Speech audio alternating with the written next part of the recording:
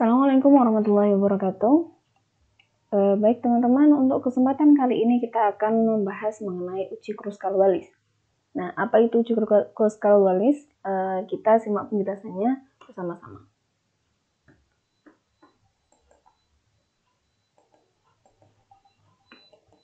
Nah, uji Kruskal-Wallis di sini adalah teknik analisis data non-parametrik yang digunakan untuk menguji hipotesis awal bahwa ada beberapa contoh yang berasal dari populasi yang sama atau identik. Nah, kalau hanya misalkan melibatkan dua contoh saja atau dua kelompok saja, sebenarnya uji Kruskal-Wallis ini akan sama dengan uji Mann-Whitney. Nah, uji ini nanti kita akan bahas pada pertemuan lainnya.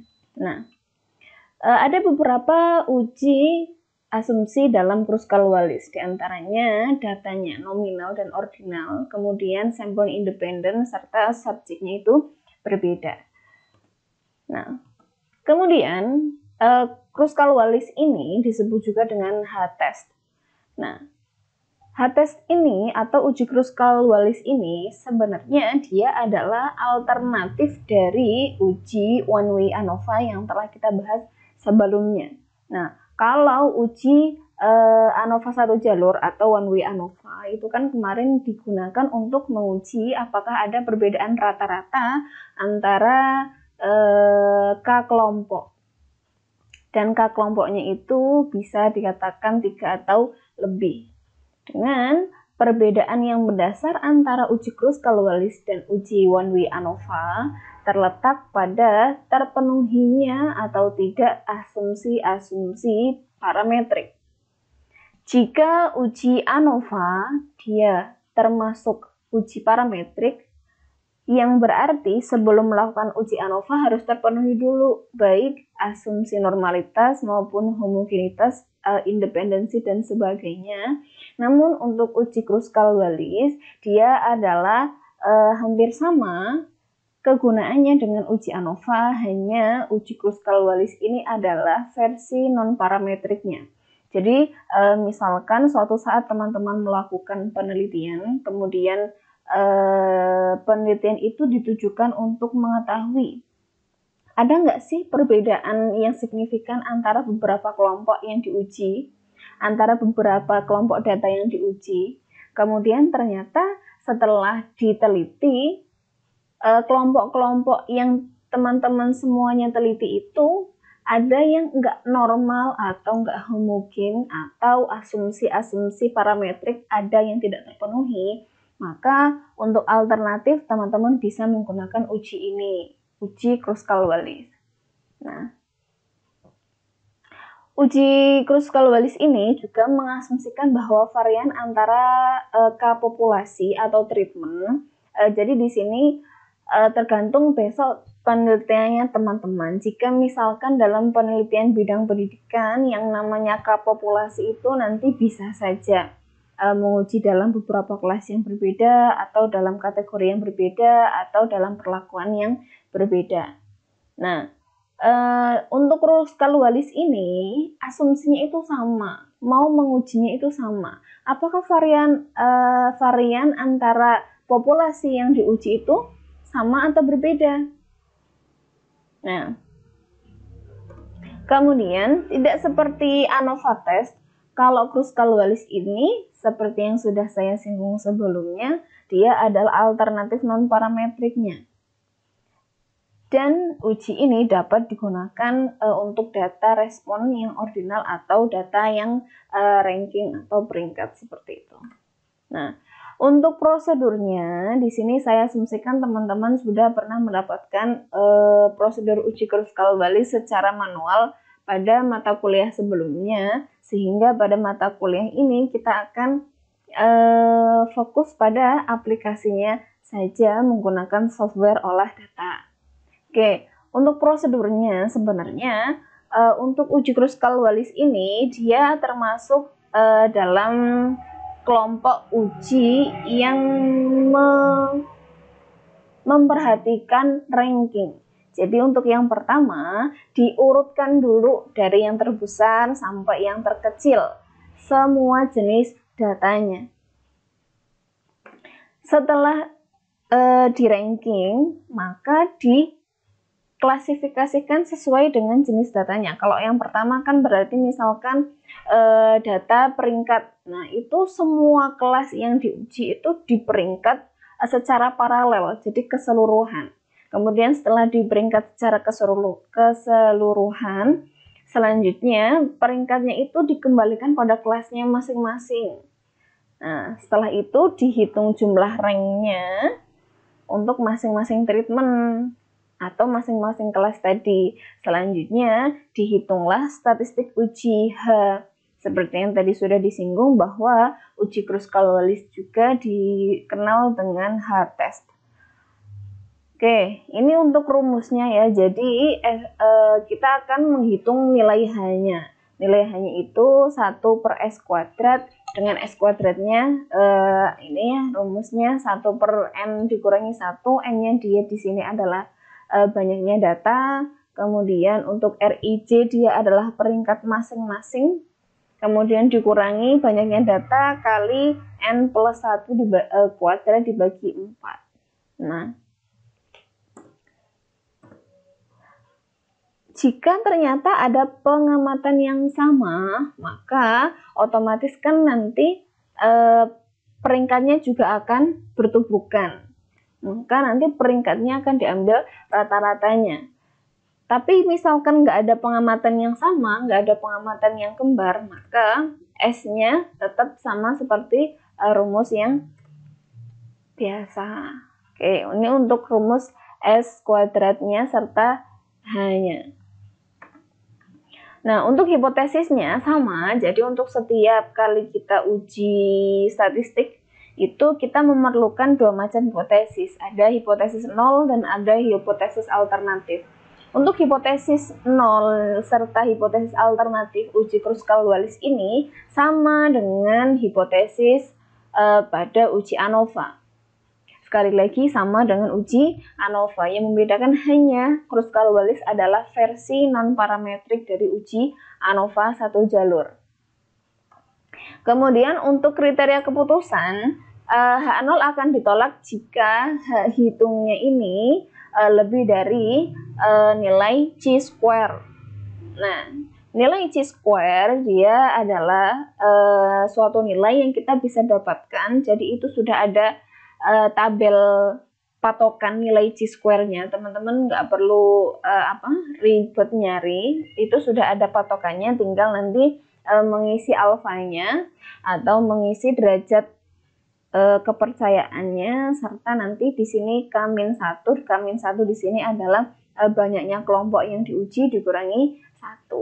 Atau nanti kita akan menguji menggunakan software olah data yang pada kesempatan ini kita akan fokus pada SPSS, maka untuk kriteria keputusannya masih sama, kita akan menggunakan nilai signifikansi.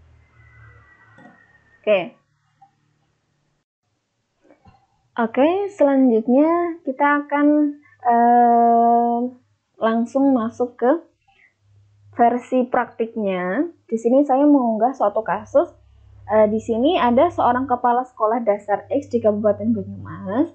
Beliau itu mengevaluasi kinerja wakil kepala sekolahnya atau wakaseknya.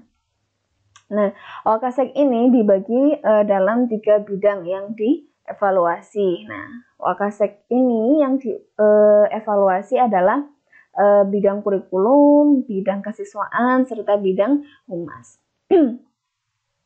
Ini hasilnya ya, jadi hasil skor evaluasi masing-masing itu seperti tampak pada tabel ini. Nah, kemudian pertanyaan selanjutnya kita diminta menentukan apakah ada perbedaan yang signifikan antara kinerja wakil. Apakah terdapat perbedaan kinerja yang signifikan antara wakasek pada ketiga bidang tersebut. Nah, kita bisa mengujinya dengan menggunakan uji ANOVA atau uji Kruskal-Wallis. Nah, kita asumsikan untuk saat ini kita akan fokus pada uji Kruskal-Wallis untuk uji non parametriknya. Nah, perlu diketahui kalau misalkan kita akan decide mana yang akan kita gunakan antara ANOVA atau Kruskal-Wallis, kita harus menguji normalitas, homogenitas, dan sebagainya dulu. Namun untuk kali ini kita akan langsung masuk ke ujian non parametriknya saja. Oke. Kita masuk ke hipotesisnya. Di sini saya tulis sebagai HA, teman-teman boleh menuliskan dengan HA boleh, H1 juga boleh. Untuk hipotesis alternatifnya di sini ada perbedaan kinerja Wakasek antara bidang kesiswaan, kurikulum, serta humas. Kemudian sebaliknya H0-nya menyatakan bahwa tidak terdapat perbedaan kinerja antara wakil kepala sekolah, bidang kesiswaan, kurikulum, serta humas. Nah, untuk kriteria keputusannya, karena kita menggunakan software olah data, menggunakan SPSS, maka kita kriteria keputusannya dengan melihat nilai signifikansi. Kalau misalkan nilai signifikansinya lebih dari alfa, lebih dari tingkat kepercayaan yang kita pakai, error degree-nya, maka H0-nya akan diterima. Sebaliknya, H0 akan ditolak, yang berarti ada perbedaan kinerja kalau misalkan nilai signifikansinya itu kurang dari alfa. Oke, kita akan langsung masuk ke SPSS. Yang pertama, otomatis kita harus meng-entry semua nilai ini ke dalam SPSS. Nah, di sini sudah saya definisikan variabelnya. Di sini saya memerlukan dua macam variabel.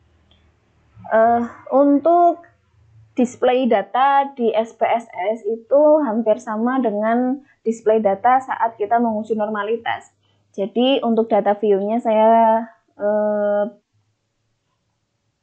buka dulu di sini. Jadi masing-masing skornya itu kita taruh pada satu kolom yang sama. Sedangkan nanti masing-masing skornya itu kita beri keterangan bidangnya. Nah, di sini nanti kita pakai value di sini. Nah, untuk value-nya nomor untuk yang kesiswaan saya gunakan wakil nomor 1, kemudian untuk kurikulum nomor 2, dan yang humas nomor 3. Oke, di sini kita hanya perlu mendefinisikan dua macam variabel ya. Ada di sini saya beri nama variabelnya skor kinerja. Untuk measure-nya pakai scale saja, enggak apa-apa. Kemudian untuk bidang di sini adalah semacam klasifikasinya. Jadi skor ini adalah kinerja dari waka bidang apa.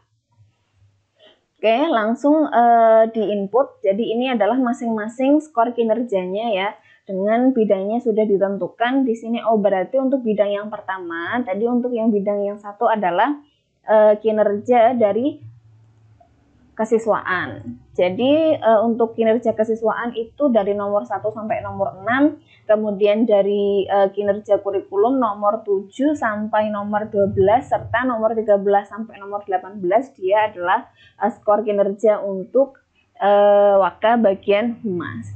Nah, untuk menguji Kruskal-Wallis kita masih sama menggunakan menu Analyze, kemudian bukan lagi menggunakan compare min atau regression atau descriptive statistics, tapi untuk menguji Kruskal-Wallis ini kita menggunakan menu Analyze, kemudian kita pilih non-parametric test. Karena seperti yang sebelumnya sudah saya sampaikan bahwa uji Kruskal-Wallis adalah uji non-parametrik. Nah, kemudian setelah dipilih non-parametrik, di sini kita masuk ke legacy dialog, kemudian pilih key independent sample. Jadi di sini dibagi ya, sebenarnya di sini ada satu sampel, kemudian ada dua sampel. Karena kita di sini menguji 3 sampel independen, maka kita pilih 3 sampel independen. Oke, kita masukkan mungkin sebelumnya teman-teman di sini belum ada ya, jadi masih ada di sini. untuk test variabel di sini adalah nilainya, yaitu skornya ya, kita masukkan ke sini. Kemudian untuk grouping variabel di sini adalah keterangan masing-masing skor yang tadi kita beri variabel bidang. Nah, setelah dimasukkan di sini masih ada tanda tanya, maka kita perlu define range-nya dulu. Nah, tadi karena bidangnya di sini ada huruf angka 1 sampai angka 3, maka di sini nilai minimumnya kita masukkan 1, kemudian maksimumnya kita masukkan 3. Oke, kemudian continue. Oke, setelah define range di sini sudah bukan lagi tanda tanya ya. Di sini sudah angka 1 sampai angka 3. Nanti silakan teman-teman sesuaikan dengan banyaknya kelompok perlakuan yang kasusnya diangkat oleh teman-teman. Nah, kalau misalkan ada 3 ya 3, 1 sampai 3. Kalau misalkan ada 4 ya menyesuaikan. Oke, jangan lupa kita centang di sini Kruskal-Walisnya, uji yang akan kita lihat hasilnya. Oke, tinggal di OK aja. Kemudian kita tunggu outputnya. Nah, setelah outputnya keluar, di sini yang kita perhatikan adalah tes statistiknya aja. Kita copy. Setelah di copy, kemudian kita pastekan ke lapraknya di sini, di output SPSS-nya. Oh, salah. Ternyata belum ke copy, maaf. Oke,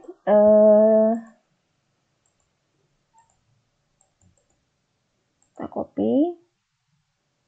Oke, udah. Nah, kemudian kita lihat lagi di sini karena nilai signifikansi. Karena di sini nilai signifikansi yang didapat adalah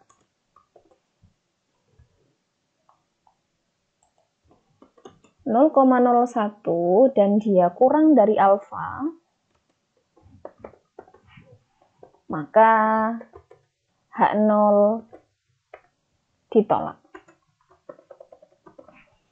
Karena H0 ditolak, sehingga HA-nya yang diterima. Kesimpulannya, terdapat perbedaan yang signifikan antara kinerja Wakasek bidang kesiswaan, kurikulum, dan humas. Jadi kita tidak bisa menyimpulkan bahwa oh ternyata sama aja itu wakil kepala sekolahnya, bagian humas, kesiswaan, kurikulum itu sama saja. Tapi ternyata ada yang berbeda. Perbedaannya yang di sebelah mananya untuk uji Kruskal-Wallis hanya sampai di sini. Untuk menguji mana yang berbeda, apakah kesiswaan dan kurikulum yang berbeda, dan seterusnya nanti akan ada uji silang ganda. Oke, untuk sekian uji Kruskal-Wallis. Silahkan teman-teman aplikasikan tutorial ini pada data yang teman-teman miliki. Jika ada pertanyaan atau hal-hal yang perlu diskusikan, silahkan kita diskusikan pada platform yang berbeda. Sekian, kurang lebihnya mohon maaf. Assalamualaikum warahmatullahi wabarakatuh.